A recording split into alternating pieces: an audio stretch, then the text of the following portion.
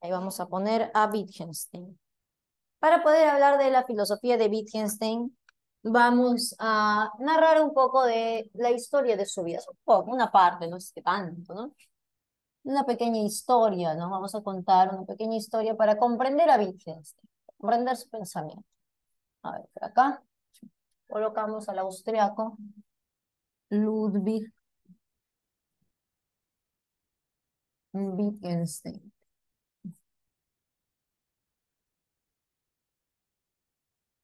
Wittgenstein.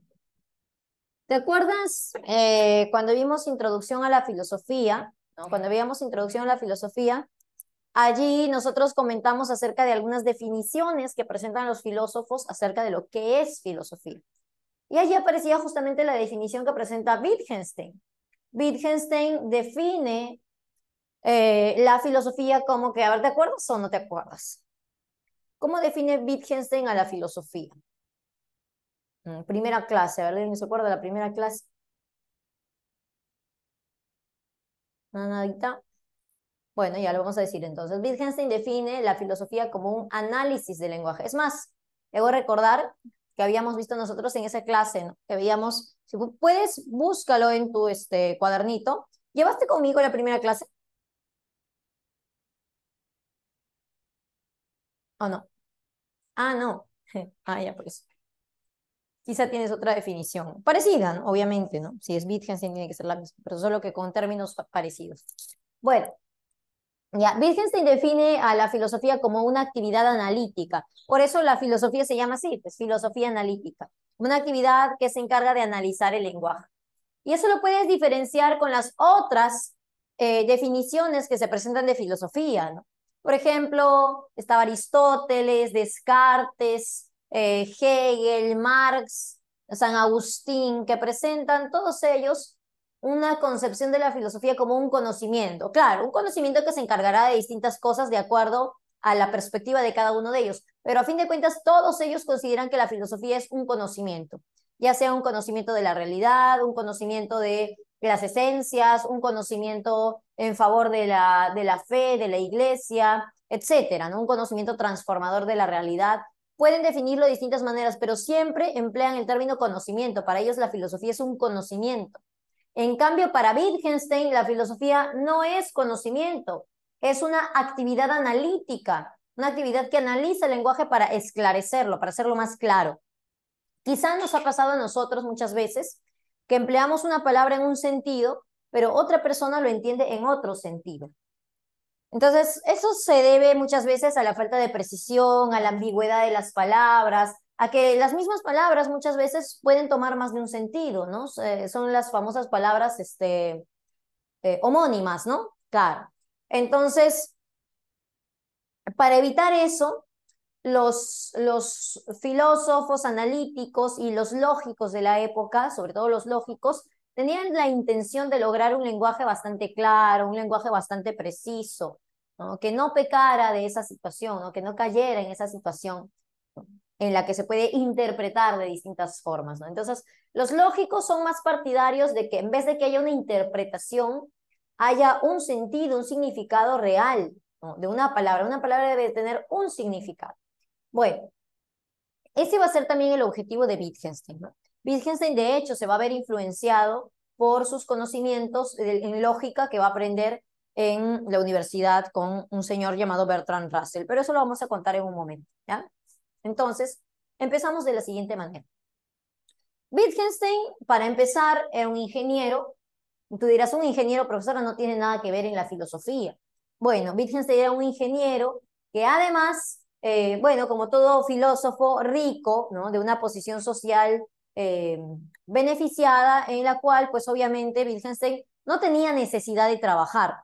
De hecho, era profesional, pero realmente no tenía necesidad de trabajar, de desempeñarse como tal, ¿no? Por ahí un trabajito que otro, ayudar a la construcción de la casa de sus familiares, pero sin mucha más obligación que tuviera Wittgenstein.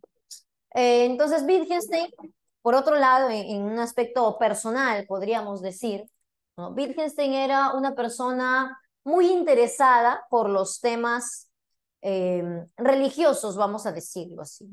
Ahora, eso no quiere decir que Wittgenstein tuviera una religión en específico, sino que le interesaba esos temas. Eh, por ejemplo, ¿no? Wittgenstein a veces cuando se encontraba orando, rezando, ¿no? Tratando de comunicarse con Dios, él manifiesta que él sentía que como que las palabras no le servían para llevar a cabo ese objetivo, ¿no? Para comunicarse con Dios. O cuando quería hacer reflexiones, ¿no? Quería reflexionar acerca de Dios, de las almas, de los espíritus, como que tampoco, ¿no? El lenguaje no le alcanzaba, ¿no? Para describir qué es eso, ¿no? Como que nosotros, incluso así nos he hablado, pues porque tú sabes que el lenguaje también tiene una dimensión psíquica, ¿no? Es lo que nace acá. Cuando tú piensas, tú usas lenguaje, usas palabras. Entonces, lo que dice Wittgenstein es que básicamente las palabras, al parecer, no ayudan para reflexionar acerca de esos temas, temas espirituales, de Diosito, etcétera. Entonces, él con esas dudas, pues de si es que el lenguaje tiene límites o no, si es que el lenguaje sirve para todo o solo para algunas cosas y para otras no, pues Wittgenstein, perdón, va en busca de los, como te decía, más destacados científicos de la época que se encargaban de analizar el lenguaje, que son los lógicos, ¿no? Un lógico muy conocido, que justamente es el padre de la lógica moderna, quien introdujo la matemática a la lógica, es su compatriota, el austriaco Gottlob Frege. Entonces, bueno, fue muy fácil para Wittgenstein llegar a Frege, ¿no? Y le pide a Frege que le enseñe, ¿no? Para él poder tener más claridad y poder establecer sus ideas. Pero Frege justamente estaba pasando por ese momento por un proceso de depresión, debido a que en el ámbito intelectual, en el mundo intelectual, Frege se había visto derrotado por otro intelectual, justamente estamos hablando de Bertrand Russell, un inglés. Entonces, cuando Wittgenstein busca a Frege, Frege le dice, no, Wittgenstein, la gente piensa, cree que yo soy lo máximo en cuanto a lógica, que yo soy bravo, ¿no? Pero realmente, si tú quieres aprender lógica, digamos, de la buena, tú debes acudir con el señor Bertrand Russell que enseña en Cambridge, Inglaterra. Y bueno, como Wittgenstein no tenía nada que hacer, pues se va a estudiar filosofía y lógica allá a Cambridge, Inglaterra, con el profesor Bertrand Russell. Y gracias a que Wittgenstein se hizo dentro, ya estudiando, se hizo buen estudiante, pues eso hizo que se gane la confianza, la amistad de Russell, ¿no? Pronto se hicieron amigos muy cercanos, ¿no? Wittgenstein y Russell. Pero Wittgenstein, otra cosa que vamos a comentar acerca de su personalidad, Wittgenstein no solamente es una persona que le interesa esos temas místicos, religiosos. Wittgenstein es una persona que está interesada, o mejor dicho, digamos que en su personalidad es muy intenso. Ahí está, ¿no? Ahí estamos viendo una foto de Russell. Bien, entonces Wittgenstein tiene una personalidad así muy intenso, así intenso, lo que tú sabes que es intenso, ¿no? Así es Wittgenstein, ¿no? Entonces, bueno, estalla la Primera Guerra Mundial y Wittgenstein deja de la universidad donde estaba estudiando y se apunta a la guerra, se alista a la guerra, ¿no? Para pelear ahí en la guerra, ¿no? Defender a su país, Austria, ¿no? Y bueno, estando en la guerra, a Wittgenstein lo toman como prisionero, ¿no? Prisionero de guerra. Ahora Wittgenstein está en la cárcel y Wittgenstein otra vez, ¿no? Apelamos a su personalidad, como él es así muy intenso, medio loco, medio extraño. Mientras pues la gente está triste ahí en la cárcel, de repente escribiendo cartas a su mamita, a su enamorada, ¿no? Wittgenstein empieza a escribir en la cárcel su primer libro, el llamado Tractatus Lógico-Filosóficos. Y en el Tractatus va a exponer pues las ideas que ya había como que eh, había desarrollado, estudiando todo ese tiempo con Russell, ¿no? Entonces, la primera parte de la filosofía de Wittgenstein va a estar plasmada en su primer libro, el Tractatus, vamos a ponerlo acá, el Tractatus Lógico-Filosóficos. Filosóficos. Ahí está, ¿no? Que bueno, está en latín, significa Tratado de Lógica y Filosofía, ¿no? Bien, entonces empieza, pues ahí está, ¿no? El Tractatus de Wittgenstein, cosa que cuando sale de la cárcel, acaba la guerra, no sale de prisión, ya está, terminó su libro y obviamente lo quiere publicar. Lo quiere publicar, acude a editoriales, pero nadie le hace caso a Wittgenstein porque, bueno, ¿quién es Wittgenstein? Nadie lo conoce, o sea, eso, tú sabes que cualquier editorial pues publicaría un libro que se va a vender, pero no va a publicar un libro que no se va a vender, pues de un total desconocido, ¿no? Por más que tenga familia, etcétera, ¿no? Entonces, ahora Wittgenstein acude nuevamente a su antiguo amigo Russell, que lo dejó en la universidad, ¿no? Y Russell para la época sí era muy conocido, ¿no? Entonces le dice Russell, mira, he escrito mi libro, quiero publicarlo, ¿no? Y Russell lo lee, le parece bastante interesante la propuesta de Wittgenstein, y entonces acude a las editoriales para que publiquen el libro. A Russell, por ser muy conocido, pues sí le hacen caso. Y le van a decir que ya, que van a publicar el libro con la condición de que él prologue el libro, ¿no? Que Russell prologue el libro. De tal manera que lo puedes encontrar, ¿no? Lo puedes encontrar de esa manera en internet. Buscas el Tractatus Lógico Filosófico, o sea, está en Google.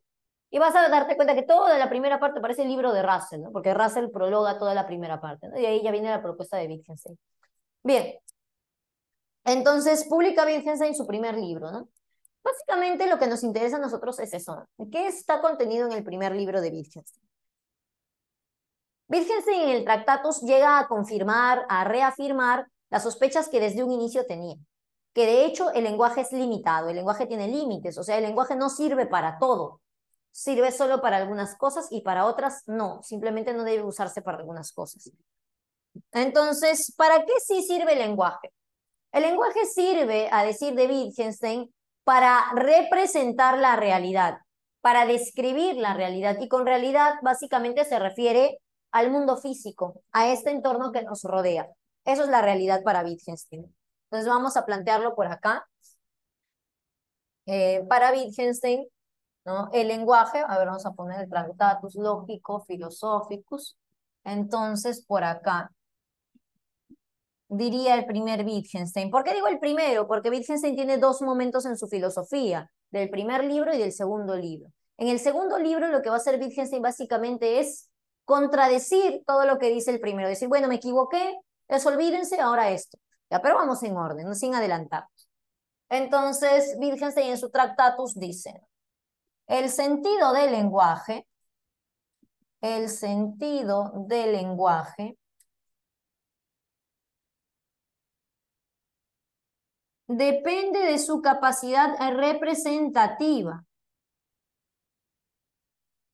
de su capacidad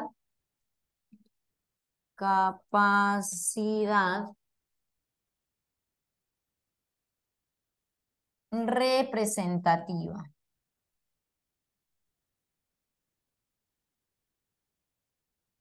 Ahí está. O sea, el lenguaje lo que debe hacer es representar el mundo, representar la realidad.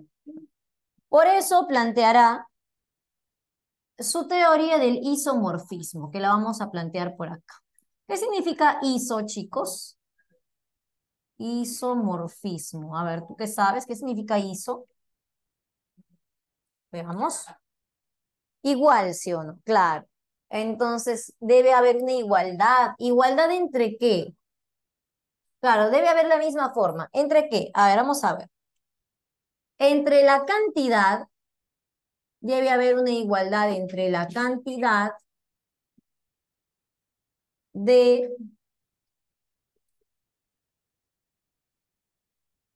enunciados con sentido.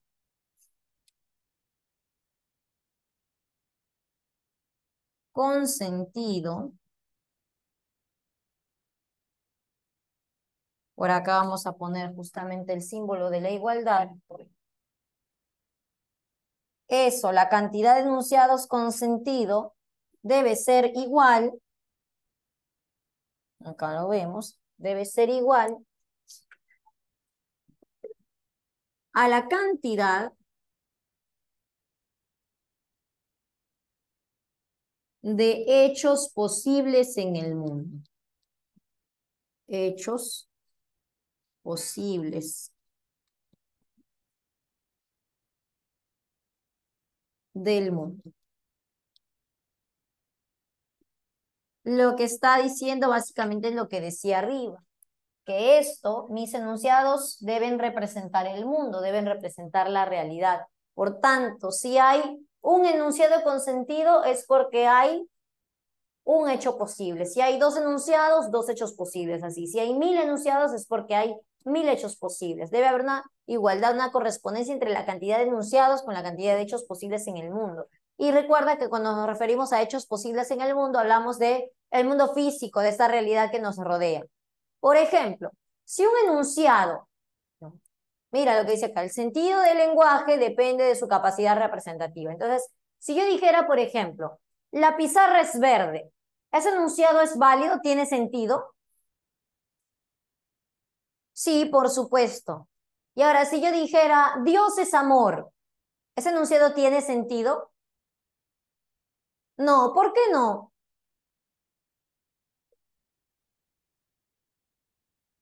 Claro, porque no hace referencia a ninguna cosa de la realidad, a ningún hecho posible del mundo. Entonces, ojo acá, ¿no? Y por eso narraba la historia de Wittgenstein, para poder entenderlo mejor. Con esto Wittgenstein no está diciendo que Dios no existe. Lo que está diciendo es que no se puede hablar con el lenguaje, que con palabras no se puede pensar en esos temas. Como decíamos en un inicio, a él interesaba mucho los temas divinos, religiosos, místicos.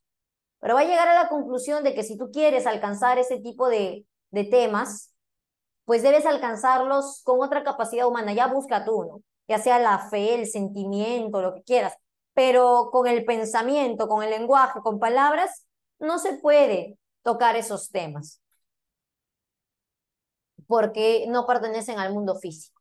Entonces, básicamente el mundo físico sirve para describir, para representar, perdón, el lenguaje, ¿no? Estaba diciendo, ya, el lenguaje sirve para representar el mundo físico, ¿ya? Muy bien, entonces lo que dice Wittgenstein. Y entonces, ¿cuál es la labor del filósofo a todo esto? Bueno, la labor del filósofo, como habíamos dicho, es la de analizar el lenguaje. Ante esta situación, como yo quiero encontrar una gran precisión y exactitud entre los enunciados que sale de la boca del hombre y la cantidad de hechos posibles del mundo, de la realidad, entonces ahí viene la tarea del filósofo.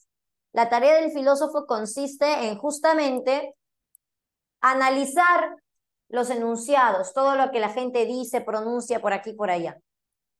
Eh, una vez que ha hecho ese análisis, pues tendrá que establecer, esclarecer, aclarar cuál de esos enunciados analizados tienen sentido y cuáles no tienen sentido. Entonces, los que tengan sentido, ¿qué hará? Se los dará a la ciencia. Oye, ciencia, toma, mira, todos estos enunciados tienen sentido, es decir, tú los puedes analizar y resolver. Mientras los enunciados que se dé cuenta que no tienen sentido, debe, ¿qué cosa hacer el filósofo? Eliminarlos. Decir que no se usen como si nunca hubieran existido. Esa es la situación. Entonces, básicamente, la labor del filósofo, lo vamos a poner por acá con una naranjita.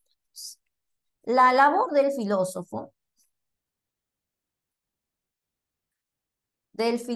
a decir de Wittgenstein, es la de analizar el lenguaje para esclarecerlo. Analizar el lenguaje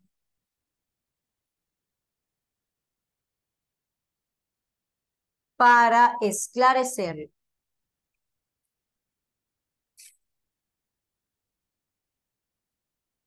Ahí está.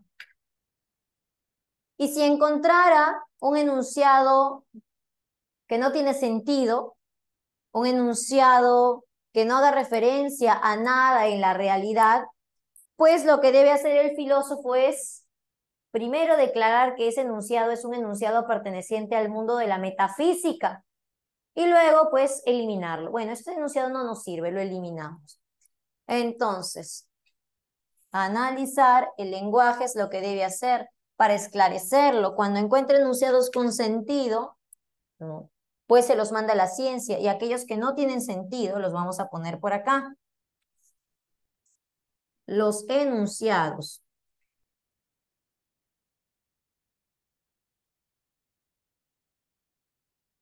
que no tienen sentido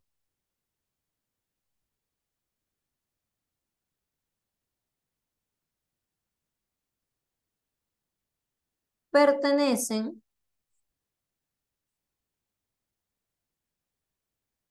pertenecen, ¿a qué cosa dijimos? ¿A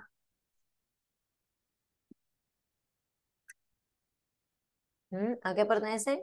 A la metafísica.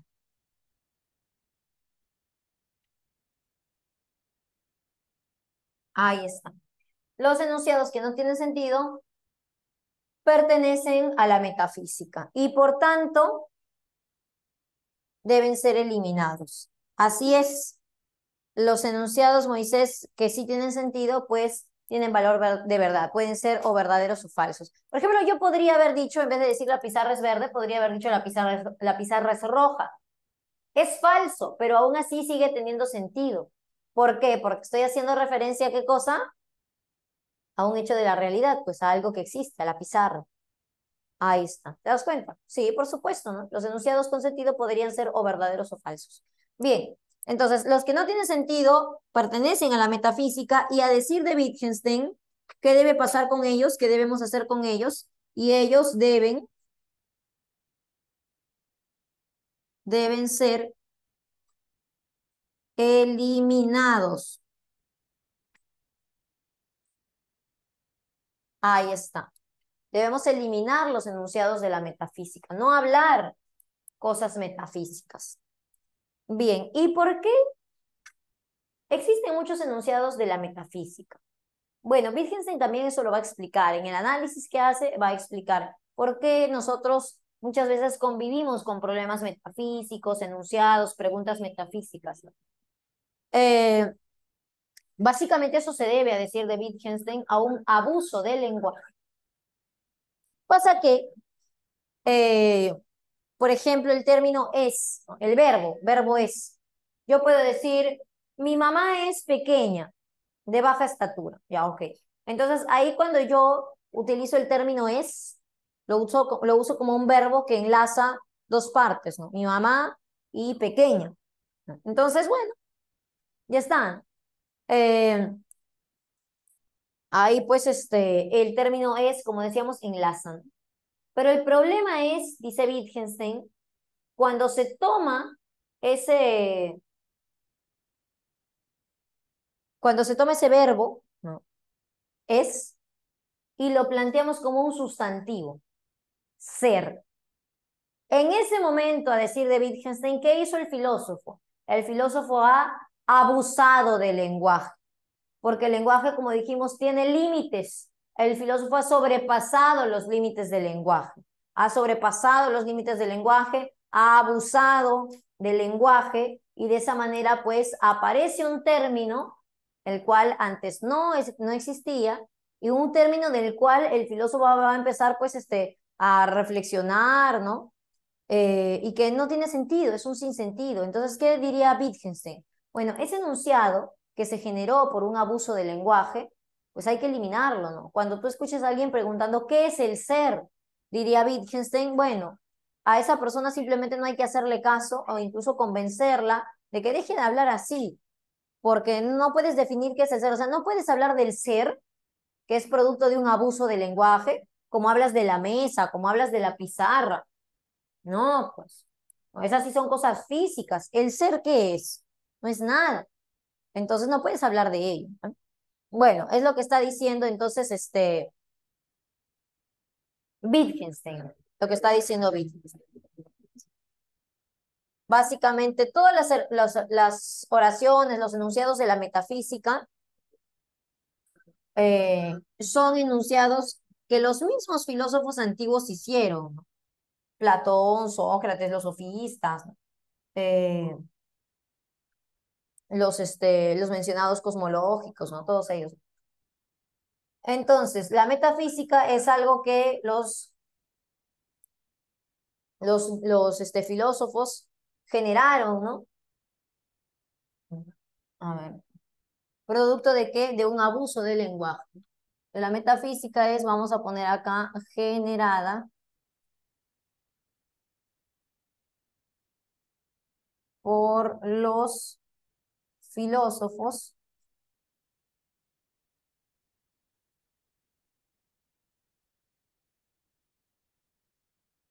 generada por los filósofos.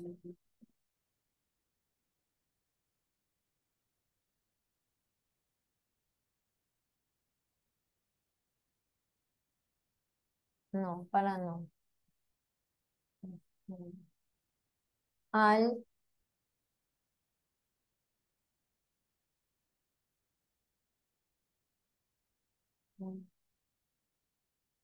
generada por los filósofos. Al abusar del lenguaje.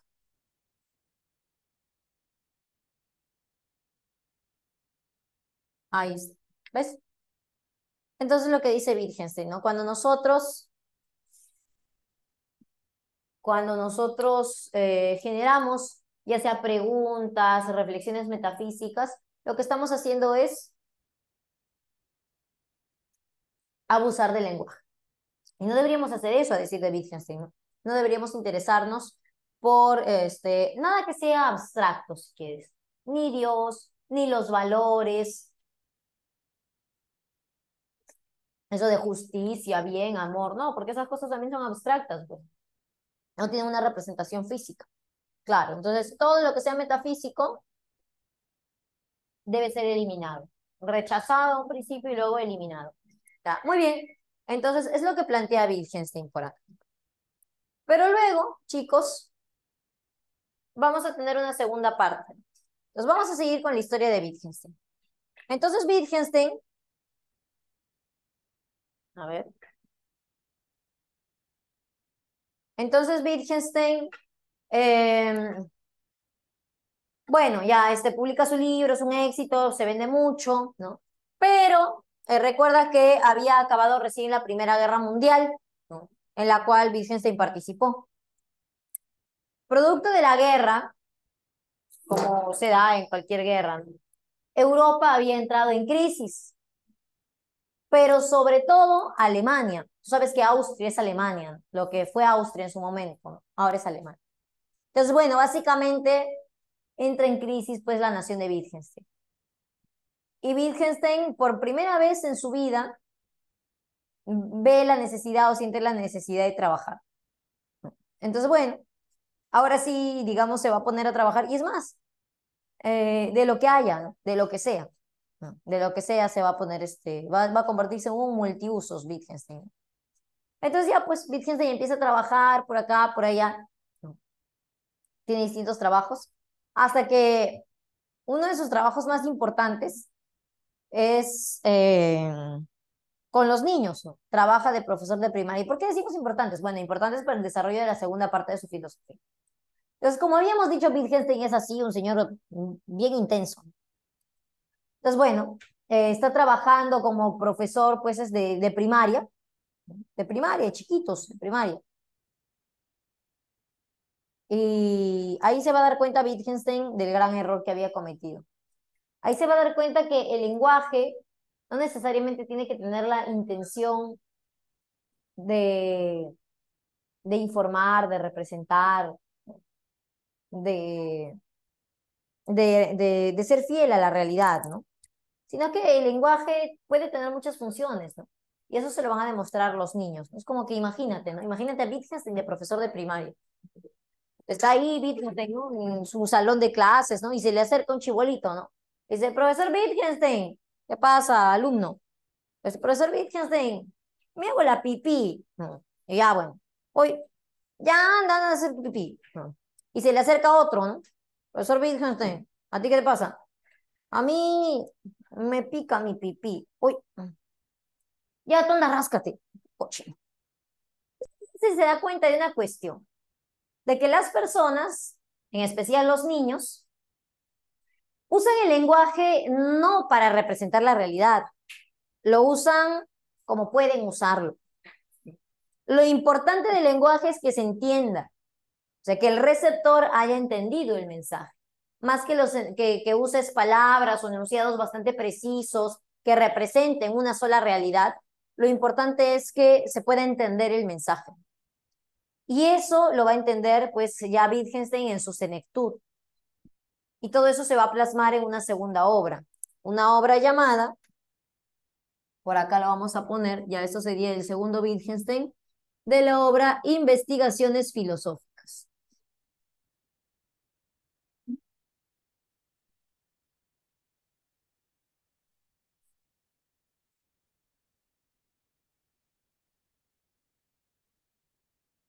Ahora, este libro, Investigaciones Filosóficas, realmente Wittgenstein no lo publica. Es un libro póstumo, o sea que se publicó después de su muerte. Lo publicaron sus estudiantes, sus alumnos, sus seguidores. Y pues es una recopilación de conferencias que había dado Wittgenstein en la universidad, ¿no? Entonces, bueno, en las investigaciones filosóficas se va a plasmar la segunda parte de su pensamiento, que como decíamos, nos decía que lo importante del lenguaje no es tanto que represente la realidad, que sea fiel a la realidad, sino que nos permita comunicarnos, que cumpla con las distintas funciones que pues pueda tener el lenguaje, ¿no? Bien, entonces aquí el sentido del lenguaje ya no va a depender de la capacidad representativa, porque hay muchas funciones. El sentido del lenguaje, vamos a poner incluso el sentido y el significado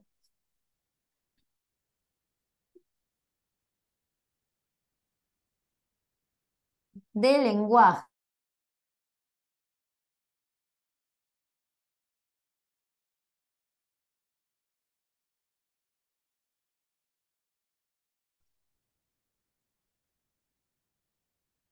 de sus de su uso. ¿Qué quiere decir eso, profesor? Que el significado de una palabra dependerá del uso que tú le das a esa palabra. Si yo, por ejemplo, encontré algunos ejemplos, ¿no? Por ejemplo, ¿qué significa esto? Tú debes saber. ¿Qué significa eso? ¿Ah? Punto de vista, es ya, ok, pero ¿qué significa? Literalmente significa eso, ya, point of view, punto de vista. ¿Cómo se usa? ¿Ah? ¿En qué situaciones se usa? Yo he visto que eso lo usan sobre todo en videitos.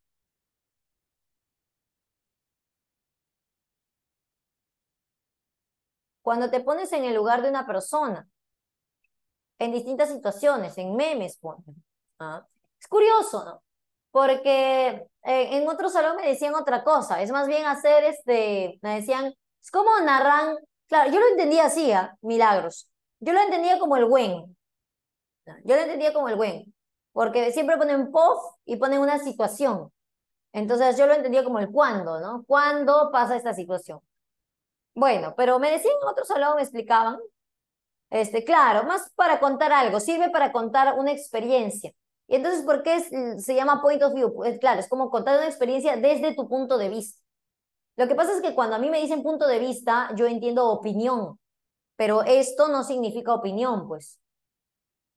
Esto lo que significa es, situación desde mi perspectiva, algo así. Situación desde mi perspectiva, dos puntos y ponen, ¿no? Ahí la situación, ¿no? Claro. Entonces narran la situación, ¿no? Desde una perspectiva personal. Entonces, ¿cómo saber eso? ¿No? Eso justamente se determina en el uso. Claro, es imposible que eso signifique cuándo. Perdón, es imposible que eso signifique opinión, ¿no? ¿Cuándo sí? Podrías, o sea, sí lo tomé en un principio. Ya, pero es imposible que signifique opinión. Porque si tú pones opinión, dos puntos, y pones una situación, ¿cómo hacer?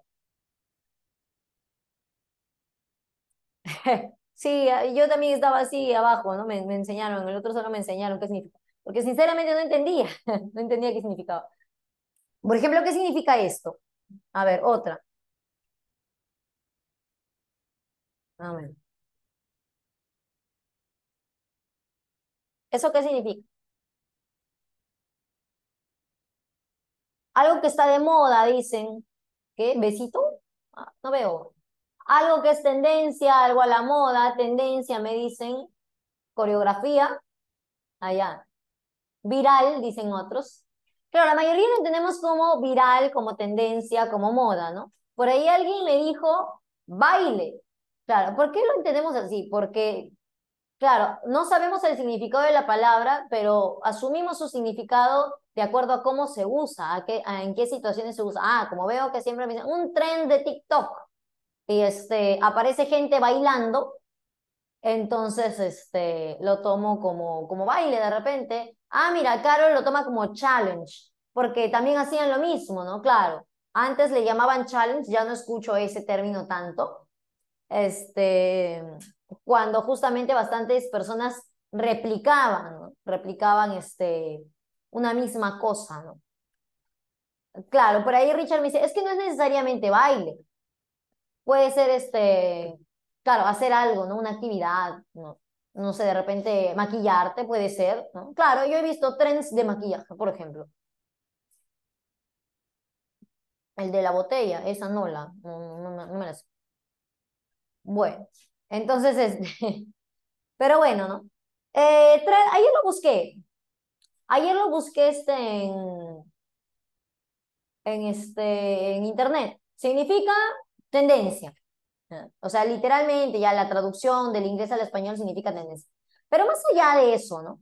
Más allá de lo que significa del español al inglés, ¿no? Lo importante es qué significado toma para nosotros. Y claro, la mayoría dijo eso, ¿no? Tendencia, que está de moda, viral, algo que todos lo hacen. Cierto, pues.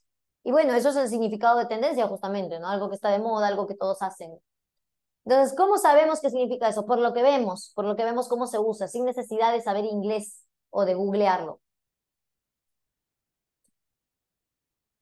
Claro, lo asociamos con eso que vemos, ¿no? Entonces, bueno, eso es básicamente lo que dice Wittgenstein en esta segunda parte. El sentido del lenguaje y también su significado dependen de qué, del uso que le damos. Si yo uso una palabra, un enunciado en cierto contexto, pues su sentido irá por su significado, mejor dicho, ¿no? Irá por un lado. Y si lo uso en otro contexto, pues quizás signifique otra cosa. Ah, Moisés dice, es como una caja de herramientas. Bueno, así decía Wittgenstein, ¿no? Que el lenguaje es como una caja de herramientas. Claro, y es que una caja de herramientas, o sea, herramientas, mejor dicho, ¿no? Las herramientas serían como las palabras. El lenguaje es como una caja de herramientas, decía Wittgenstein. Las herramientas serían las palabras. Porque tú sabes que una herramienta, pues lo puedes usar como quieras, ¿no? En distintas situaciones. Dependiendo de la situación, pues lo usarás. Así es el lenguaje, dice. Así son las palabras, los enunciados. Dependiendo de la situación, el uso que le daremos. Bien, entonces ya comprendí esa parte, vamos a seguir avanzando. Entonces, el sentido del lenguaje se define en el uso. Ahí está. Depende de cómo lo usamos, de cómo usamos las palabras. Pero además, Wittgenstein nos va a decir que incluso la forma en que usamos las palabras puede variar de acuerdo a cada contexto. Por ejemplo, ¿no? Yo te pregunto, ¿tú hablas con tus amigos del barrio de repente, ¿no? De la misma manera que hablas con tu abuelita. Ah, no, pues no. Uno, porque tu abuelita no te va a entender de repente si le hablas en ciertos términos, con ciertas jergas. Y dos, que no solo no te va a entender, te va a meter un lapo seguramente. Te va a decir, a mí háblame bonito. Entonces, dependiendo del contexto, de la situación en la cual nos encontremos, pues la forma en que vamos a hablar. Más allá del nivel de educación, ¿no? Por ejemplo, un cobrador de combi. Un cobrador de combi, cuando está haciendo su trabajo, cuando está cobrando en la combi, pues quizá usará ciertos términos que ya los conocemos, incluso, ¿no? No solo para subir a la gente, para cobrar, ¿no? Sino cuando está chismeando de repente con su colega, con el cobrador, también usa ciertos términos, quizá un poco más de lenguaje bastante coloquial, ¿no? Usará un lenguaje coloquial, bastante coloquial. Si de repente ese mismo señor, cobrador de combi, es padre de familia también, ¿no? Y debe acudir a una reunión de padres de familia. ¿Tú crees que en la reunión de padres de familia a la profesora de sus hijos le va a hablar de la misma manera que le habla el conductor de la combi? No, pues evidentemente que no. Claro. Entonces, eso más que depender del nivel de educación, lo que quieras, no, depende del contexto.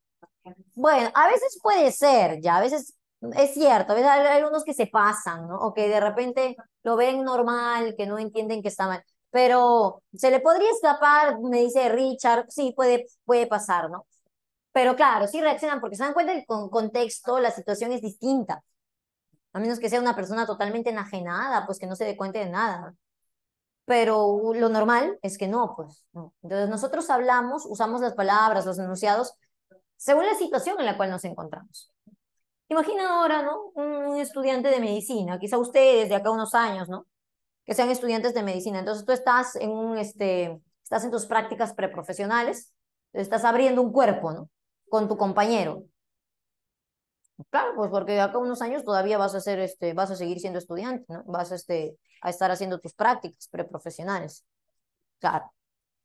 Entonces, bueno, estás haciendo ahí tus prácticas con un compañero y están justamente abriendo un cuerpo, ¿no? Están muy concentrados, ¿no? Y a tu compañero le dices, mira, acá hay que hacer una incisión, ¿no? Tu compañero corta, y está, abren el cuerpito. Eh, entonces ya, digamos que al día siguiente, con ese mismo compañero, tu compañero de abrir cuerpitos, ahora te encuentras pues recreándote en una situación de esparcimiento, ¿no? Están en un barcito, ¿no? Un bar, están compartiendo, conversando, ¿no? Y bueno, quieren abrir una cerveza, pues. Entonces tú le vas a decir a tu amigo, oye, haz una incisión acá. ¿Cómo vas a hablar así? No es, pues, no es la situación. Por más que ambos hablen el mismo lenguaje, por más que ambos sean estudiantes de medicina, ese tipo de términos se usan solo dentro de ciertos contextos, en una sala de operaciones o en esa sala de prácticas. Pero no, pues en un bar. Claro, ¿cómo vas a hablar así? O de repente, o tú, claro, tú de repente cuando estás en un salón de clases, imagínate, tu primer día en San Marcos, ¿no? Quieres ir al baño. Probablemente pues te vas a acercar con mucho respeto al profesor y le vas a decir, profesor, ¿me permite ir a los servicios? Seguro, ¿no? Cuando tú sales con tus amigos, ¿así le hablas? Amigo, un momento, voy a los servicios. ¿Así le hablas? No, pues, no. Claro, tú ya, bueno, ya sabrás. Bueno, ahí están sacando sus términos que usan ustedes, ¿no? Claro, ya. Claro, ¿no? Entonces ya, pues depende de la situación, el contexto, el nivel de confianza que tienes con las personas con las que estás hablando, etcétera, ¿no? La situación, ¿no? Claro. Entonces la cuestión, esa es la situación, ¿no? Entonces, no solamente el sentido y el significado depende del uso, sino que también las palabras se usan según la situación en la cual nos encontramos, ¿no? Entonces vamos a ponerlo por acá, ¿no? También la forma en que usamos las palabras, la forma vamos a poner entonces en que usamos, el lenguaje,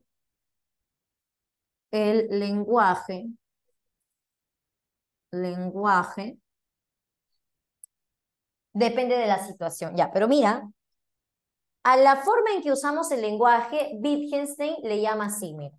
La forma en que usamos el lenguaje se llama, para Wittgenstein, juegos de lenguaje. Son como las reglas del lenguaje. Lenguaje. Entonces, ¿qué es juego de lenguaje? Esto, la forma en que usamos el lenguaje según cada situación. ¿Ya? Entonces, depende de la situación, el contexto, ¿no? La situación, el contexto. Claro, estás en un contexto profesional, académico, usas algunos términos. Estás en un contexto de amigos, ¿no? De patas, de diversión, usas otros términos. Estás, no sé, con tu familia, usarás algunos otros términos, ¿no? En la academia mismo a veces aparecen ciertos términos especiales para acá, ¿no? Entonces, como que en cada lugar, ¿no? Se va a usar ciertos términos, no solo los términos, no solo las palabras, sino la forma en que se usan también, ¿no? Dependerá en la entonación que se le da, las expresiones, etcétera. Dependerá de la situación en la cual nos encontramos, ¿no? Bien, entonces es la cuestión, ¿no? Es lo que está diciendo Wittgenstein. Si te das cuenta, el segundo Wittgenstein tiene mucho más relativismo que el primero. El primero es un Wittgenstein mucho más esencialista, mucho más universalista, que prácticamente me dice que una palabra verdaderamente representa un objeto de la realidad y que debe ser así. Pero el segundo Wittgenstein se da cuenta, para empezar, que las palabras han aparecido en el uso, en la práctica. sea, ¿de dónde salen todas las palabras de nuestro lenguaje? ¿De dónde han salido? Pues nosotros, los seres humanos, las hemos creado. Claro, en un proceso de muchos años, efectivamente, pero nosotros hemos creado las palabras, ¿no? Y estas pues no tienen ninguna referencia, no tienen nada que ver con el objeto al cual se supone representan, ¿no? Por ejemplo, cuando yo digo perro, ¿no? Yo voy a escribir la palabra perro por acá, ¿no? Voy a escribirlo grande. Perro. Ya, esta palabra, esto de acá, ¿en qué se parece al animal que supuestamente hace referencia, ¿no? ¿En qué se parece? ¿Se parece en algo físicamente hablando? A un perro, ese animal de cuatro patas y cola. ¿Se parece en algo a esta palabra? Pues en nada. Y así con todas las palabras. O sea, tú te das cuenta que las palabras, esos dibujitos que hacemos, esas grafías, pues no se parecen en nada a los objetos a los cuales se representan. Ujú. Pues simplemente han salido de que nosotros arbitrariamente lo hemos hecho, ¿no? Bueno, ya sería una cuestión de hacer un estudio lingüístico, ¿no? Eso es bien interesante, a mí me parece eso interesantísimo. Hacer un estudio de, por ejemplo, la historia del lenguaje, cómo ha ido evolucionando el lenguaje. Sabes que, por ejemplo, el español es una lengua romance, viene del latín, pero también sería interesante ver el latín de dónde viene, ¿no? De qué otras lenguas viene atrás, ¿no? En algún momento habrá habido, pues, una identidad entre el lenguaje y el mundo. Por ejemplo, creo que los egipcios escribían medio con dibujitos, ¿no? Pero claro, andar dibujando también es difícil, por eso justamente aparecen las letras, ¿no? Porque son grafías mucho más sencillas, ¿no? Pero sería bastante interesante estudiar ese proceso, ¿no? Cómo habrá surgido las letras, las palabras, ¿no? Claro, los jeroglíficos, ¿no? Que eran como dibujitos, ¿no? Dibujitos que representaban ciertas cosas, ¿no? Específicas. Ah, es bien interesante. Entonces, bueno, básicamente eh, Wittgenstein llega a la conclusión de que la palabra, ninguna palabra representa las cosas, ¿no? No hay una representación. Y si es que la hay, es una representación creada por el ser humano. Nosotros, ¿no? Hemos dicho que esto significa el animal que conocemos, ¿no? Nosotros hemos dicho que botella, pues, significa esto de acá, ¿no? Que la palabra botella significa esto, ¿no? Que la palabra pizarra significa esto, así. Eso lo hemos establecido nosotros los seres humanos en el uso, ¿no? Claro, por ejemplo, imagínate cuando tú todavía no sabías hablar, eras un pequeño, ¿no? ¿Y cómo aprendiste a hablar? ¿Cómo aprendiste no solo tú, sino cómo aprendimos todos, ¿no? Pues evidentemente escuchando a nuestros padres, ¿no? Escuchando a nuestros padres, a todos aquellos que nos rodeaban y que usaban las palabras, y claro, nosotros en un primer momento las imitamos, ¿no? Sí, tratamos de imitarlas, ¿no? Pero quizá incluso sin saber a qué se refieren, aunque con el tiempo relacionamos, ¿no? Por ejemplo, mire, es bien curioso, es todo un estudio muy interesantísimo, esto del lenguaje, a mí me gusta mucho. Ojalá un día poder profundizar acerca de ese tema. Eh, Tengo mi sobrinita, ya tendrá 8 meses, ¿no? Y hace poco vino mi tía que reside en Estados Unidos permanentemente, entonces vino por un tiempo, otra vez ya se fue, pero bueno, durante el tiempo que estuvo acá, le hacía como un sonidito a mi sobrinita, ¿no? Le decía pa, pa, pa, pa, pa, así, le decían, le cantaba. Entonces mi sobrinita empezó a llamarla a mi tía papá, papá, le llamaba. Entonces, como que los bebitos ya desde cierta edad asocian ciertos sonidos con cosas o con personas. Ah, como ella es la persona que me dice papá, papá, entonces yo le llamo así. Es, Eso hacemos nosotros, ¿no? Como que empezamos a asociar, ¿no? Las palabras al final no tienen ningún significado, ¿no? Nosotros le damos el significado en la forma en que lo usamos. Claro, ahí está la cuestión, ¿no? Bueno, entonces eso es lo que se da cuenta del segundo Wittgenstein. A mí me parece muy interesante esta segunda teoría. Bien, entonces, y es más, ¿no? Y la forma incluso en que lo usamos, ¿no? Depende también del contexto de la situación, como ya habíamos dicho, ¿no? Por ejemplo, algo bien interesante para reflexionar acerca de este tema es, por ejemplo, el tema del lenguaje inclusivo, que de seguro tú has escuchado esa cuestión. A veces algunas personas que ponen la E o ponen una X, ¿no? Claro, amigue, ¿no? Pero algunos ponen una X, ¿no? Ponen en vez de amigue, amix, ¿no? Así ponen. A ver, me voy a ensuciar mis manos. Amix, así, ¿no? Algo así, ¿no? con X, ahí está, ¿no? O si no ponen, bueno, el arroba ya pasó de moda, antes ponían arroba, sí, pero ya pasó de moda, ya no ponen así. O algunos, ¿no? Que se toman el trabajo de decir amigos y amigas, ¿no? Bueno, ya, ponen todo se extiende, ¿no? Dicen las dos palabras. Ya está. Entonces, bueno, todo eso, ¿no? Ponerlo con la E, ponerlo con la X o desmenuzarlo, ¿no? Decir amigos y amigas, ya. Eh, Eso del lenguaje inclusivo, todo lo que hemos mencionado, ¿no? ¿Qué diría Wittgenstein, este segundo sobre todo, acerca de esa situación? ¿No? El lenguaje inclusivo es ¿tiene sentido? ¿No tiene sentido? ¿Es válido hablar así? ¿No es válido hablar así? A ver, ¿qué diría Wittgenstein? ¿Qué piensas que diría? Mm. Se vuelve a morir, dice Richard. A ver, analiza, a ver, ¿qué diría Wittgenstein? Wittgenstein está diciendo, la forma en que usamos el lenguaje depende de la situación o del contexto. Entonces, ¿es válido hablar así?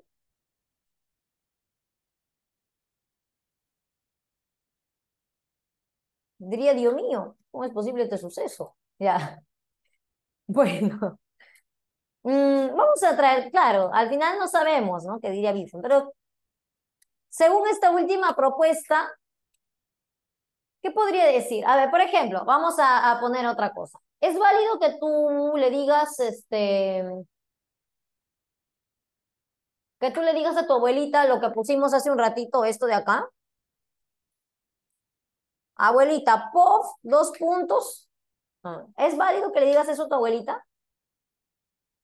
¿Por qué no? Ya explica por qué no. Porque no lo va a entender. Claro, porque no es parte de sus juegos de lenguaje. Esto es parte de lo que tú tienes, el juego de lenguaje que tienes con otra comunidad, con la comunidad de tus amigos más jóvenes. No tiene sentido con ella. Con otros sí puede tener sentido, pero con ella no. Claro, porque tienen que hablar como que dice el mismo idioma, tienen que entenderse en los mismos términos. Bueno, más o menos por ahí va la cuestión del lenguaje inclusivo, ¿no? Si tú hablas de todex, ¿no? Todes o todex, así con la X, ¿no? Probablemente lo que diría Wittgenstein, esto será válido si lo usas dentro de un entorno en el cual las personas usen eso y se entiendan con eso. Claro, con quienes lo usan es válido, pero no pretendas usarlo con personas que no te van a entender en esos términos. Entonces, el lenguaje, al igual que tú no le impondrías esto a tu abuelita, abuelita, tienes que entender el pop, pues tampoco le vas a imponer esto a quienes no lo entienden. Claro. O sea, bueno, si ahí tienes tu grupo de amigos que te entienden hablando en estos términos, bueno, normal, porque lo importante del lenguaje es que se entiendan, que se puedan comunicar. Pero si la gente no te entiende hablando así, entonces no, pues no lo uses. Y es más, el sentido del lenguaje se determina en su uso, depende del uso. La gente no usa esto, claro, no lo usa, porque no se les hace sencillo, se les hace más sencillo simplemente hablar de todos. Y bueno, todos es todos, pues todos significa todos, ¿no? Ya, ¿para qué meter más si todo es todo? Claro, esa es la cuestión. Es una cuestión también, y el lenguaje ya tiene sus fenómenos también, eso tú lo puedes estudiar en tu curso de lenguaje, creo que te enseñan eso, ¿no? Por ejemplo, un fenómeno del lenguaje es el acortamiento, ¿no? Porque las personas solemos acortar las palabras, ¿no? Por economía lingüística, ¿no? Lo que era cinematógrafo, ahora le decimos cine, ¿no? Claro. Y así, ¿no? Bastantes palabras solemos acortarlas, ¿no? Entonces, digamos como que las personas tendemos a acortar el lenguaje, no a alargarlo, ¿no? Es antinatural alargar el lenguaje. Bici, ¿no? En vez de bicicleta, ¿no? Sí, tendemos a acortar. Lo importante es que, claro, hacer un acortamiento que se entienda, ¿no? Y sí, mientras nos entendemos, normal, ¿no? Dime, ¿qué pasa, Moisés?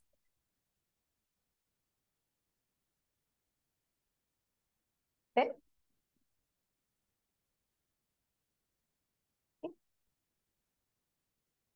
Ah, ya, era un ejemplo. Ah, ya entendí. Profe, ah, ya, profe de profesor. Ah, claro, excelente, ¿no? Claro, profe, por ahí habían puesto otro. Claro, solemos acortar. Eh, Claro, como que es antinatural alargar. Nosotros no alargamos, ¿no? Carfilo, geo, ¿no?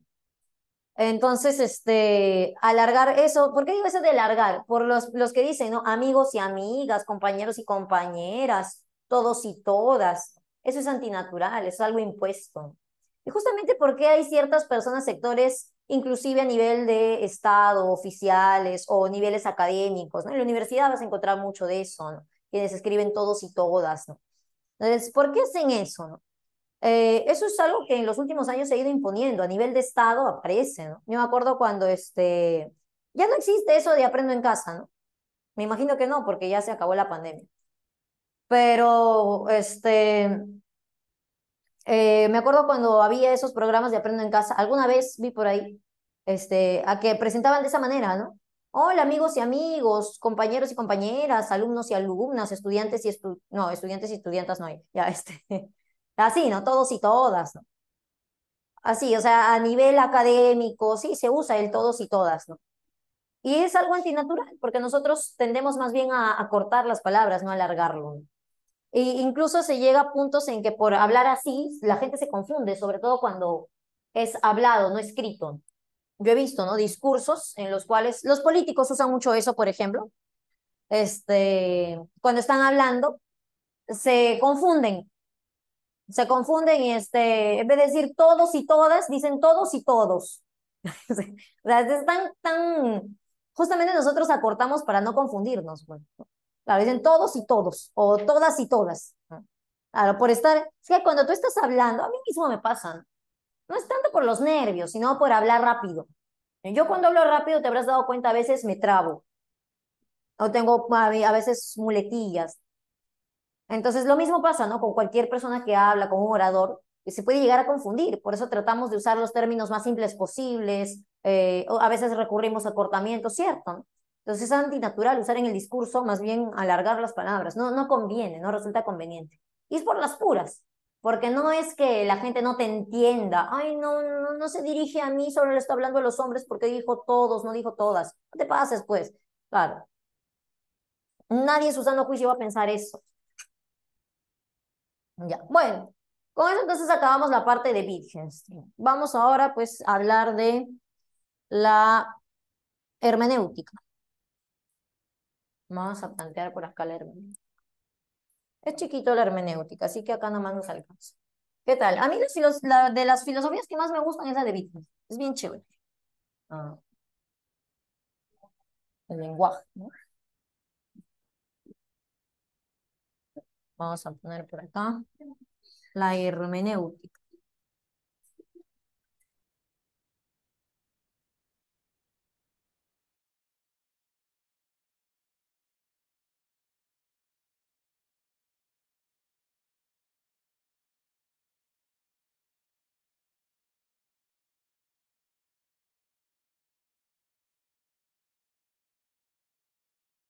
Ya, ahora sí. Sí, es otro título, chicos. Otro tema, otro título distinto. Solo que yo pongo acá para ahorrar pizarra. Es chiquito, así que acá nos va a alcanzar todo. Sí, subrayado rojo, otro tema, excelente. Sí, bien. Bien, chicos, la hermenéutica es la filosofía de la interpretación. De hecho, la hermenéutica como una forma de conocimiento existe desde hace mucho tiempo, ¿no? Se hablaba, por ejemplo, de la hermenéutica de los libros antiguos, la hermenéutica de la historia, la hermenéutica bíblica, o sea, la interpretación de lo mencionado, la interpretación de los hechos históricos, la interpretación de la Biblia, es algo que se usaba hace mucho tiempo, ¿no? Entonces, el planteamiento de Gadamer va a partir de una va a partir de la propuesta relativista de Nietzsche. ¿Te acuerdas que cuando hablábamos de Nietzsche, decíamos que Nietzsche como que otra vez nos trae el relativismo que se había quedado hace mucho tiempo, ¿no? Con los enemigos de Sócrates, los sofistas, ellos eran relativistas. Pero a partir de Sócrates, todos los filósofos que siguieron eran principalmente universalistas, personas que creen en la existencia de verdades universales. Entonces, el relativismo vuelve con Nietzsche, ¿no? A la historia de la filosofía. Entonces, enseguida, todos los que van a seguir, todos los filósofos del siglo XX, ya van a ser relativistas herederos del relativismo de Nietzsche. Inclusive, acá Wittgenstein, ¿no? El relativismo sí lo veíamos bastante claro la semana pasada con el existencialismo. Pero incluso en Wittgenstein estaría más presente el relativismo en la segunda parte, ¿no? En el segundo, en el de los juegos del lenguaje. Bien, entonces acá también va a estar presente la teoría, pues, de Nietzsche. Vamos a poner entonces acá Hans Georg Gadamer. A ver. Bien, ¿qué es lo que dice Gadamer, chicos? Vamos a plantear por acá. Gadamer, como decía, plantea la hermenéutica como la filosofía de la interpretación, la capacidad de interpretar los hechos. Y va a partir del enunciado que decía Nietzsche. No hay verdad, solo interpretaciones de los hechos, ¿no? Entonces, lo que vamos a hacer nosotros con los hechos es interpretarlos. Ante cualquier situación, un hecho, ya sea histórico o del presente, lo que vamos a hacer es interpretarlo. A ver, chicos, denme un ratito, por favor.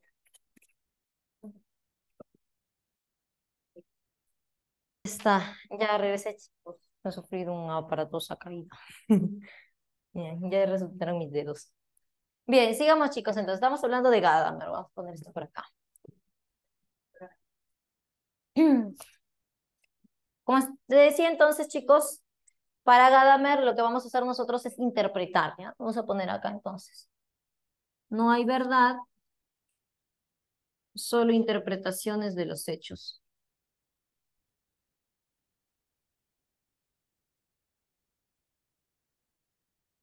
Acciones de los hechos.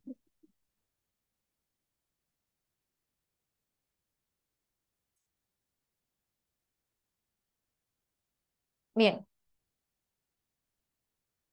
Mira, vamos a plantearlo así, es bien facilito. Acá estás tú. Por acá. Ya conoces tú el clásico dibujito. Y acá vamos a dibujar este objeto.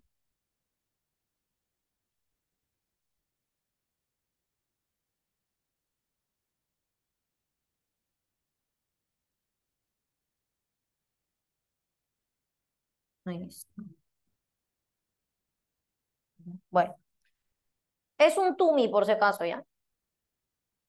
Entonces, digamos que tú quieres acercarte a conocer este tumi. Entonces, tú vas a acercarte a conocerlo. Ahí está.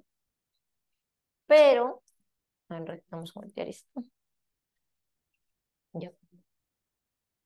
Pero cuando tú te acercas a conocer ese objeto, chicos, tú tienes...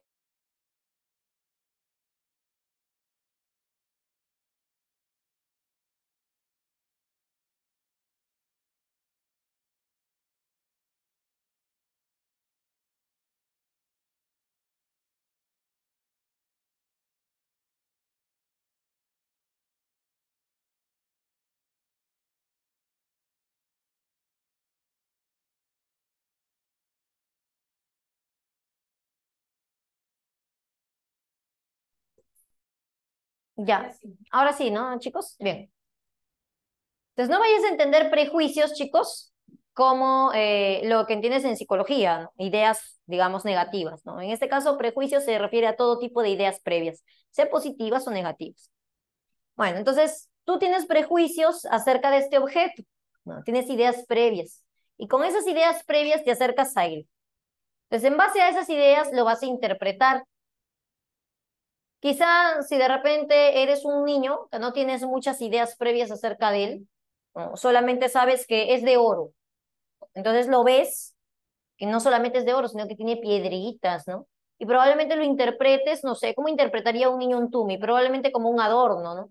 Ah, mira qué bonito adorno, ¿no? Seguro lo usaban, es más, diría los incas, porque los incas es lo único que conoce, otra vez prejuicios, ¿no? Los incas es lo único que conoce el niño de las culturas antiguas del Perú, ¿no? Entonces diría, ah, qué bonito adorno de los incas, podría decir, ¿no? Entonces hace una interpretación. Pero a la vez que hace una interpretación en este acercamiento que tiene al Tumi, pues se llevará también nueva información. Y quizá justamente, ¿no? El niño ha ido a un museo, ve ahí el Tumi, ¿no? Y quizá ahí se entera que no es de los incas, porque justamente lo hicieron entrar a la sala de orfebrería de la cultura Sicán. Entonces él se entera, ah, ya, esto no es de los incas, es de la cultura Sicán. y así, se lleva una nueva información, ¿no? De tal manera que cada vez que se acerque a conocer, mientras más veces se acerque a conocer, la interpretación, ¿no?, se llevará más ideas, ¿no? Se llevará más ideas acerca de ese objeto, ¿no? Y en la medida que se lleve más ideas, pues a la próxima la interpretación ya será un poco más precisa, ¿no? Quizá la próxima ya no diga que es un adorno, quizá la próxima ya diga que es un cuchillo, ¿no? Claro. Entonces, eso es lo que plantea Gadamer. Ahora, ¿cómo se llama esto? Este ciclo en el cual nosotros nos acercamos a conocer algo, ¿no? Este ciclo del conocimiento. Este ciclo del conocimiento Gadamer le llama círculo hermenéutico. Círculo hermenéutico. Hermenéutico. Ahí está. Así le llama pues este Gadamer, el círculo hermenéutico. Mientras más, a ver, yo te pregunto, mientras más tiempo tengas, mientras más tiempo dispongas, ¿cuántas veces podrás hacer este círculo? ¿Más veces o menos veces? Si dispones de mucho tiempo, entonces ese círculo lo realizarás más veces o pocas veces. Más veces, ¿sí o no? Claro, más veces se puede realizar este círculo si tenemos más tiempo para hacerlo. Claro, entonces justamente el tiempo es el tiempo que ha pasado entre el sujeto y el objeto, ¿no? Este es el sujeto, este es el objeto a conocer.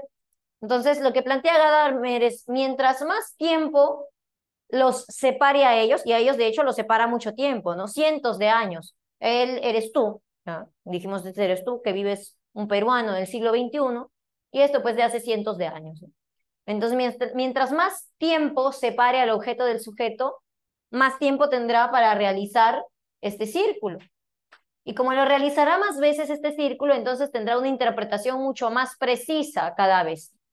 Entonces, para Gadamer, atento a esto, para Gadamer, aquello, ¿no?, en aquellas situaciones en las que ha pasado mucho tiempo entre objeto y sujeto, la interpretación se hace más precisa. O sea, si preguntamos en otras palabras, ¿quién conoce con mayor precisión este objeto llamado Tumi? ¿Tú, un peruano del siglo XXI, o una persona que vivía en esa época, en la época en que se usaba el Tumi? Según lo que hemos planteado, ¿quién lo conoce con mayor precisión? Tú, tú lo conoces con mayor precisión. Profesora, ¿por qué? Porque a mí me parece que quien conoce mejor es la persona que vive en la época, la persona que lo usó. Claro. Catherine dice, ahora hay más estudios. Lo que pasa es que la persona que lo usó en esa época no puede desprenderse de los prejuicios que tiene.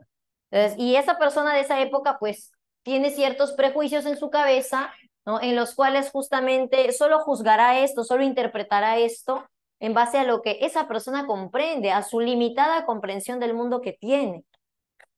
Nosotros hoy comprendemos todo lo que es la cultura Sican, la cultura Chimú, cómo uno influenció en el otro. Por tanto, tenemos más datos, más información. La información, pues, la interpretación, perdón, es mucho más precisa. Ha pasado más tiempo, ¿no? Mira, para que lo entiendas, te pongo otro ejemplo. Imagínate que lo que queremos conocer ya no es el Tumi, queremos conocer la Segunda Guerra Mundial. ¿Quién conoce mejor la Segunda Guerra Mundial? ¿Nosotros en la actualidad o las personas que lo vivieron? ¿Mm? Nosotros, ¿no? Y ahí se nota más. Ahí se nota más por qué. Porque las personas que vivieron en ese momento conocían el hecho de manera incompleta. Solamente, o sea, vivieron ese momento, ¿no? Conocieron ese momento que vivieron. No supieron jamás, no se enteraron, o al menos en ese momento no sabían las consecuencias que iba a tener ese hecho, no sabían exactamente cuáles eran las causas, ¿no? Además, cada uno era partidario de cierto país, evidentemente de su país, ¿no? Los alemanes, pues partidarios de que gane Alemania, ¿no? Cada quien tenía como que su propia subjetividad y eso no les permitía hacer una interpretación más precisa de la situación. Sabrás, por ejemplo, que la gran mayoría de alemanes apoyaba a Hitler, veían a Hitler como un salvador, como una persona que iba a traer el progreso y el desarrollo a Alemania, ¿no? La unificación alemana que tanto ellos deseaban, ¿no? La industrialización. Entonces, hoy nosotros podemos tener otra vez una interpretación más precisa acerca de esta persona, porque mucho tiempo nos separa, ¿no?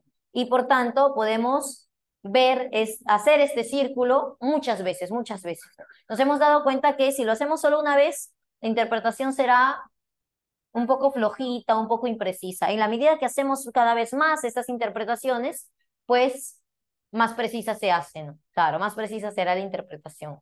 Del mismo Tumi, ¿no? Los primeros investigadores seguramente habrán pensado que era un adorno, ¿no? Una especie de, no sé, ¿no? Representación de su dios, ¿no? ¿Qué habrán pensado, ¿no? O una ofrenda para su dios. Entonces, claro, con el tiempo, pueden hacer más y más estudios, más y más, acercarse a conocer y llevarse pues más información hasta que se haga más precisa, ¿no? Claro, por ejemplo, hoy se dice que el Tumi era un cuchillo ceremonial, ¿no?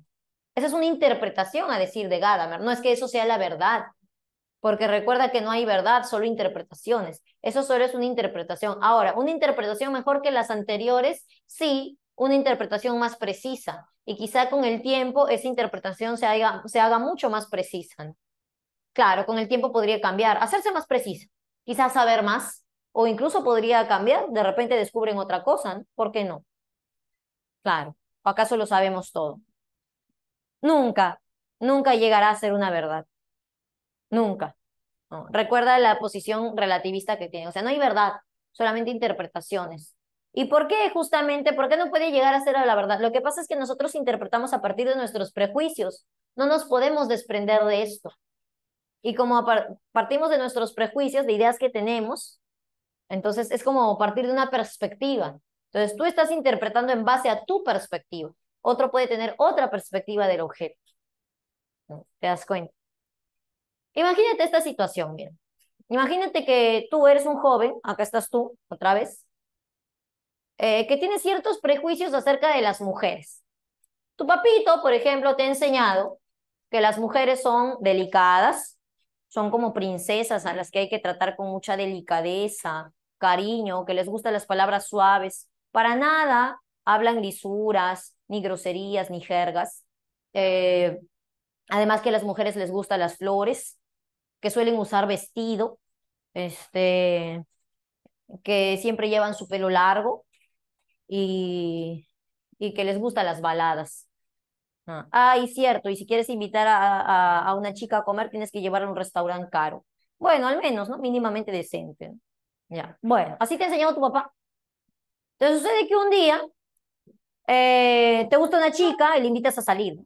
Y bueno, la chica te acepta, ¿no? Ya, bueno.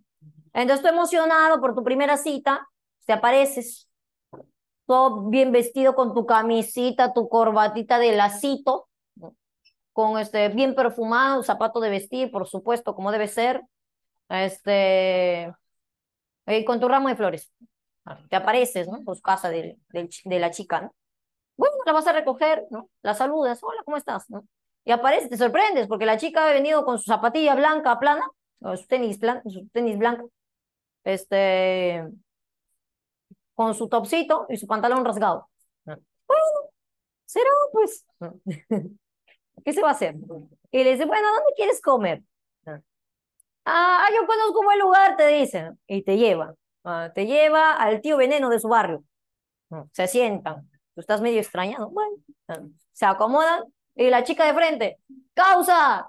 Ya tú sabes, ya, un salchipapón bien montado con todas las cremas. ¿Será? Bueno. Ay, no te olvides el gaseosón. De litro y medio porque tengo compañía. Será, pues, bueno. Ya, pasa el rato, no están conversando.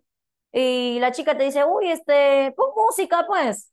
Ya, pues tú estás pensando, has estado investigando, ¿no? Como tu papá te dijo que le gustan las baladas a las chicas, tú de repente piensas, ¿sabes qué le gustará a Luis Miguel? De repente, no sé, un Ricardo Arjona, ¿no?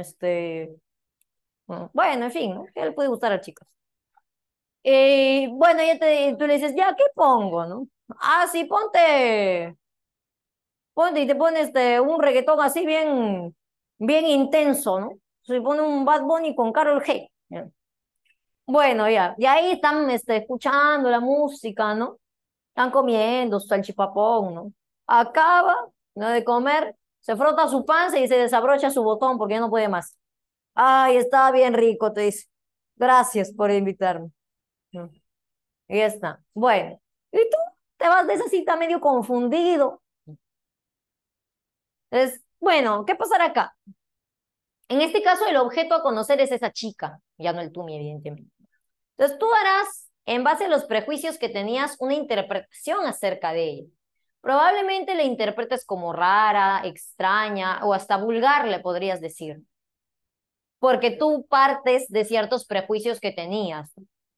Pero a la vez que la interpretas de cierta forma, ciertamente te llevas esa experiencia contigo, te llevas esos conocimientos.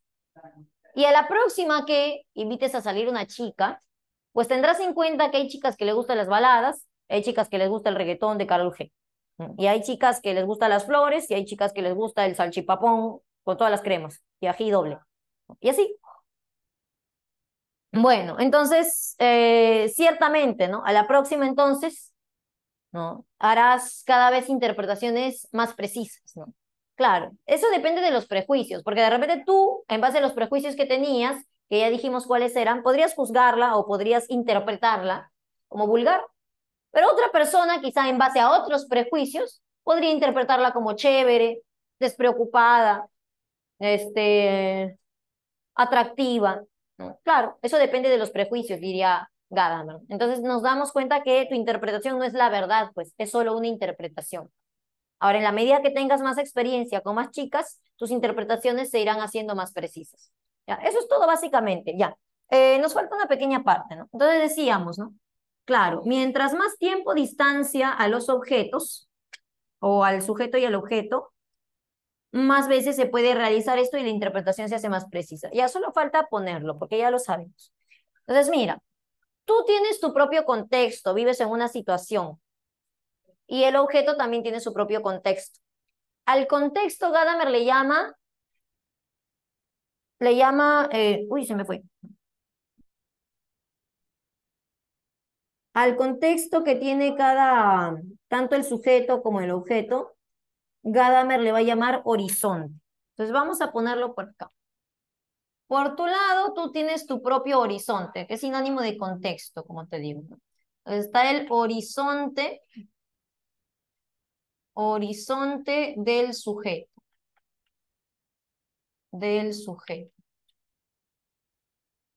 Y por acá el horizonte del objeto. Horizonte del objeto. El contexto de cada uno del objeto. Por ejemplo, esa chica con la cual planteamos el ejemplo, pues ella también tiene su propio horizonte. Pero si pertenecemos ambos a la misma época. Claro, no solamente significa época, porque en el caso de la chica, ambos pertenecen a la misma época. Es cierto, no hay mucha distancia justamente por eso, porque ambos pertenecen a la misma época. Y por eso tu interpretación no es muy precisa. Ya, pero no solo eso, ¿no? O sea, no solo horizonte o contexto es época. También, por ejemplo, su entorno. Te diría, Gadamer, si tú quieres conocerla bien a ella, si tú quieres hacer una interpretación más precisa, pues no solamente debes conocerla a ella, sino también a su familia, a sus amigos. Esa es la cuestión. Claro. Y cuando conozcas a su familia, a sus padres, a sus amigos, a sus hermanos, pues ahí quizá comprenderás más a qué se debe que ella sea de tal manera, ¿no? Y harás una interpretación más precisa. Claro. Entonces, esa es la situación. Bien, entonces a eso se refiere con horizonte, no solamente época, sino toda la situación que rodea tanto al sujeto como al objeto, toda la situación. Bien, entonces mientras mayor distancia haya, y esto se llama distancia entre horizontes, que básicamente hace referencia al tiempo que los separa, distancia entre horizontes,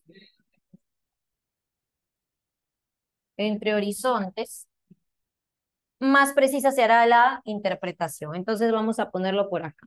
A decir de Gadamer, mientras mayor sea sea la distancia entre horizontes, la distancia entre horizontes,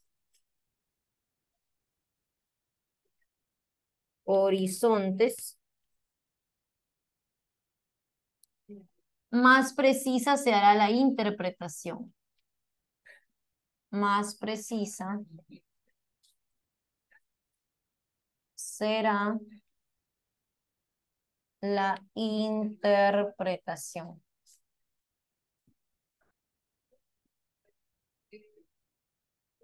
Ahí está. Bien. Entonces, eso es todo, chicos, con respecto a Gadamer, con respecto a la hermenéutica. Bien, chicos. Después de almuerzo tenemos psicología, ¿no? ¿Sí? Ahorita toca almuerzo, ¿verdad? Ah, ya. Ya, entonces. Sí, pero toca almuerzo después. No es de corrido psicología, quiero decir. Ya. Ya. Claro, eso te iba a decir. ¿Ya? Entonces, no, en psicología nuestro tema de hoy es bien chiquito. Entonces hacemos lo que nos falte de acá, que sería posmodernidad, que también es una cosa bien chiquita, lo hacemos al volver, ¿ya? Cuando estamos en psicología, ¿ya? Para no hacer acá tardar. Más bien vamos a responder las preguntas que podamos con respecto a hermenéutica, ¿ya? A ver, la primera pregunta, filosofía analítica. ¿Qué es horizonte? Tanto del sujeto como del objeto hace referencia a su contexto, chicos. ¿Ya? O sea, contexto del sujeto, situación que vive el sujeto. Tanto su época como todo aquello que lo rodea.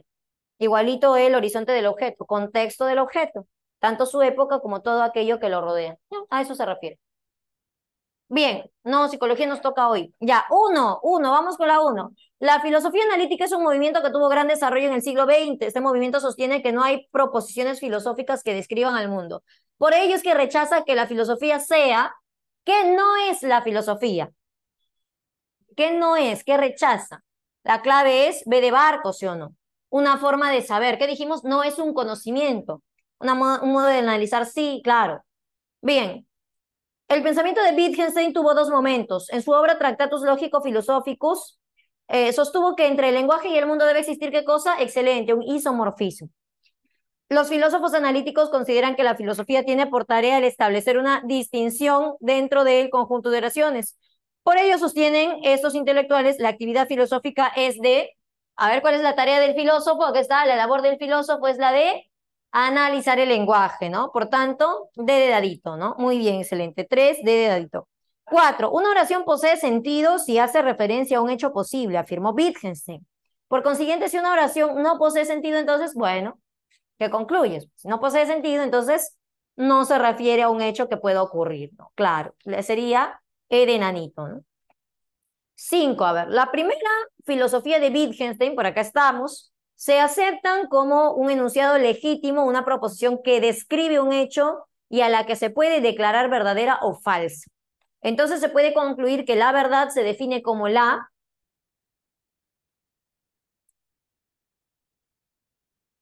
A ver, ¿qué me está diciendo? A eso es para que pienses un poco, ¿no? Claro. Si todo enunciado con sentido es aquello que hace referencia a la realidad, a hechos posibles en el mundo. Y además los enunciados con sentido pueden ser verdaderos o falsos. ¿Cómo determino que un enunciado sea verdadero o falso? Claro, pues que haya una adecuación con la realidad. Si el enunciado con sentido es el que describe la realidad, entonces debe haber una adecuación con la realidad. Por supuesto, B de barquito. Muy bien. 6. A decir de la filosofía propuesta por Wittgenstein, la filosofía no es teoría, sino actividad. Esta actividad consiste en qué? 6, C de casita, ¿verdad? Clarificación de los enunciados aparentemente problemáticos. La filosofía del denominado segundo Wittgenstein, ahora estamos por acá, rompe con el paradigma referencial de la significación, con esa primera parte, estableciendo en su lugar que el sentido de una expresión depende de qué. Muy bien, el uso que se le da. Para el pensamiento de Wittgenstein en el Tractatus, hay un campo que excede el discurso lógico y científico. Este campo pertenece a lo indecible, que se relaciona principalmente con actitudes. De todas las claves que tienes, ¿qué no se puede decir con el lenguaje, a decir del primer Wittgenstein? Con el lenguaje podemos describir. A ver, hay una que sale por descarte. ¿Con el lenguaje podemos informar? Sí, sí se puede informar, que es prácticamente lo mismo que describir. Claro, hace referencia a las actitudes valorativas, valorar los valores, claro, hablar de justicia, de bueno, de malo, de amor. Eso es metafísico, es abstracto, no se puede decir con palabras a decir de Wittgenstein. La metafísica debe ser eliminada del lenguaje. Bien, según el filósofo, ya, eso no lo vamos a hacer porque es de... A ver, pon este... Vamos a la 12, vamos hasta la 12. Identifique las proposiciones verdaderas. La teoría del isomorfismo sostiene la equivalencia entre el lenguaje y la realidad. Verdadero, ¿verdad? La teoría de los juegos del lenguaje sostiene que el lenguaje solo refleja el mundo. Falso, no, no dice eso. La teoría del isomorfismo es propia de la primera parte de la filosofía de Wittgenstein. Sí, verdadero, muy bien. La teoría de los juegos del lenguaje sostiene que el lenguaje es una figura del ser. O sea, una figura de la realidad. No, falso, pues. Sería 1 y 3 verdaderas, ¿no? B de bar. A ver, acá. Otra vez verdadero o falso. Según Wittgenstein, la filosofía debe informar sobre el mundo. No, porque no es un conocimiento. Pues, ¿cómo va a informar sobre el mundo? Eso es falso. A decir de la filosofía analítica, la filosofía no es conocimiento. Bueno, lo acabamos de decir, ¿no? Verdadero. Según Wittgenstein, el trabajo de los filósofos es el esclarecimiento. Sí, ¿no? Analizar el lenguaje para esclarecerlo. A decir de Wittgenstein, la filosofía es parte de las ciencias naturales. No, no es ninguna ciencia la filosofía. La filosofía no es ni siquiera conocimiento. ¿Cómo va a ser ciencia? Es una actividad, ¿no? Bueno, Nanito. Las claves del texto te las doy al regreso, por favor, a ver si lo lees tú solito. Bien, con eso acabamos, chicos. Nos vemos al regreso del almuerzo. Y hasta luego, hasta luego.